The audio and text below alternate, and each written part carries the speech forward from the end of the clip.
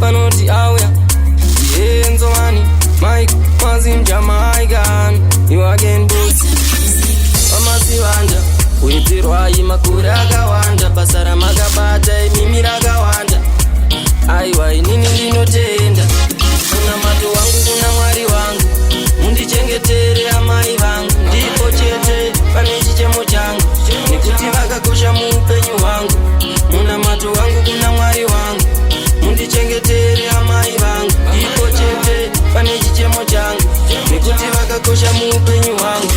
Avana kumbobvira vandifuratira Dzakawanda musha dzandaiparamura Baba kudai mavakomborera Muvaropafadza njese zvavanoshuhira Ndashaya ndingatenda nei Makandida ndisati ndakuzivai Mama komborerwai Ndichazama nepandogona kukufadzai Kuna mato wangu kuna mwari wangu Mundichengetere amai vangu Ndipo chete pane chichemo changu Nekuti vakakosha muupenyu hwangu Muna mato wangu kuna mwari wangu Mundichengetere amai vangu Ndipo chete pane chichemo changu Nekuti vakakosha muupenyu hwangu Amazivanda Uitirwai makura akawanda Basara makabata mimi rakawanda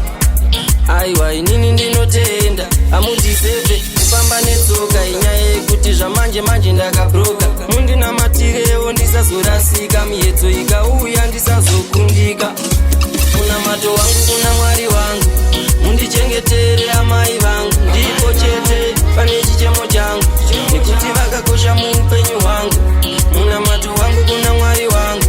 Mundichengetere amai vangu Ndipo chete pane chichemo changu Nekuti vakakosha muupenyu hwangu Avana kumbobvira vandifuratira Dzakawanda musha dzandaiparamura Baba kudai mavakomborera Muvaropafadza njese zvavanoshuhira Ndashaya ndingatenda nei Makandida ndisati ndakuzivai Mama komborerwai Ndichazama nepandogona kukufadzai Kuna mato wangu kuna mwari wangu Mundichengetere amai vangu Ndipo chete pane chichemo changu Nekuti vakakosha muupenyu hwangu Muna mato